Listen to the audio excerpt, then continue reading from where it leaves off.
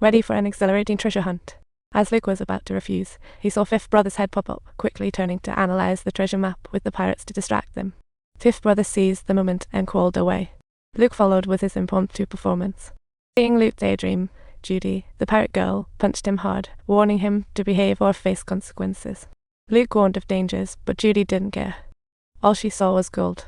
Fifth Brother hastily fled to grab gear. Luke, treated as labor, noticed exhaustion and seized the chance to escape.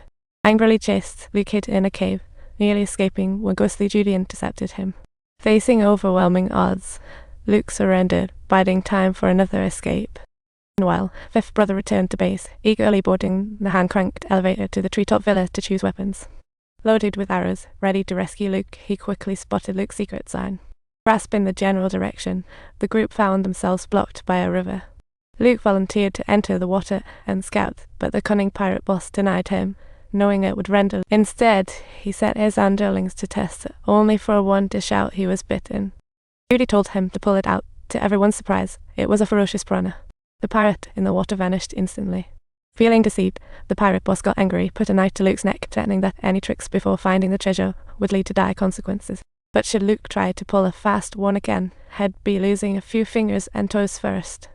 Meanwhile, they set up a pulley system on the ropes, using manpower to... By the time Warrior Emperor arrived, Luke had crossed, but missed his arrow at the Pirate King. He had to take another shot, but nobody knew who Warrior Emperor's next arrow would target. Judy quickly held Luke hostage, forcing him to throw arrows into the river. Reluctantly complying, Luke found Judy wanting more. She asked him to jump off a cliff, insulting Warrior Emperor's intelligence.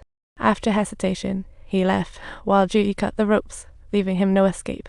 Finding the food freshly dropped, he couldn't help but grin evilly, but as he left, he accidentally bumped into a coast guard.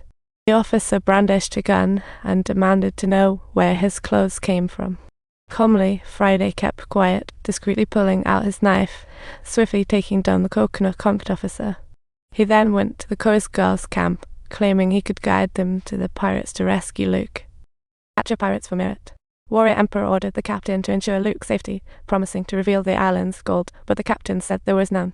Since they had searched, Warrior Emperor worried for Luke. Meanwhile, Luke, always treated like a laborer. Despite the deserted island, his handsomeness attracted pirate girl Judy, who often flirted with him. This left Luke tormented. Considering he was a rich kid now doing manual labor, it was just embarrassing. Eventually, he couldn't take it any longer, deciding to refuse to leave. The furious pirate boss threatened him with a gun, demanding he hurry up.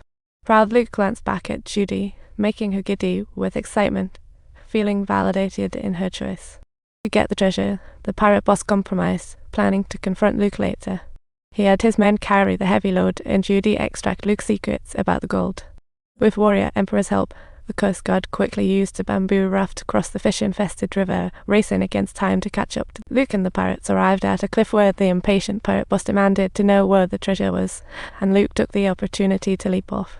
He jumped straight into the bottomless waterfall, leaving the pirates duped, beginning to squabble over who would chase him. Just then, the Coast Guard arrived, causing the pirate boss to freeze in shock, while Luke was swept away by the current. Warrior Emperor arrived in time, hauled him ashore, apologizing to Luke for being late. Luke was immensely grateful. The pirates were soon captured, tied up and taken away as trophies.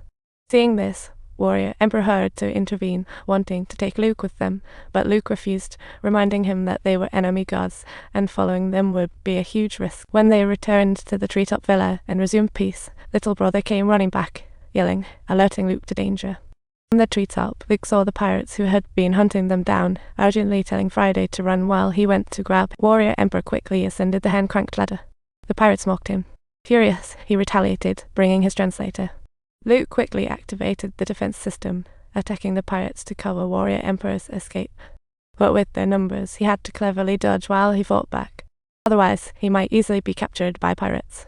Fortunately, Warrior Emperor escaped the bullets. Strangely enough, the pirates raised the white flag, but Luke warned Warrior Emperor not to be fooled. That could mean 7 years of bad luck. To force them out of hiding, the sneaky pirates resorted to using their dogs as leverage. Crazy about their dogs, the two had no choice but to show themselves. It dawned on them that the Coast Guard, previously capturing pirates, had now joined forces for the treasure. The captain demanded Luke tell them where the gold was hidden, but Luke claimed he had no idea. The captain lowered his tone, letting Luke propose conditions. Unexpectedly, Warrior Emperor shook his head, signaling him not to agree to anything. Angrily, Luke pulled out the map to plot resistance. Just then, the pirates attacked first. Warrior Emperor as Lookout gave enemy positions, keeping frontline enemies from approaching their base. Just then, the pirates lit a fire at the base of the treehouse, trying to smoke Luke and the others out, and the flames were growing higher. In a state of panic, Luke decided to risk it all, opening the large water barrel and let the water pour down with a rush.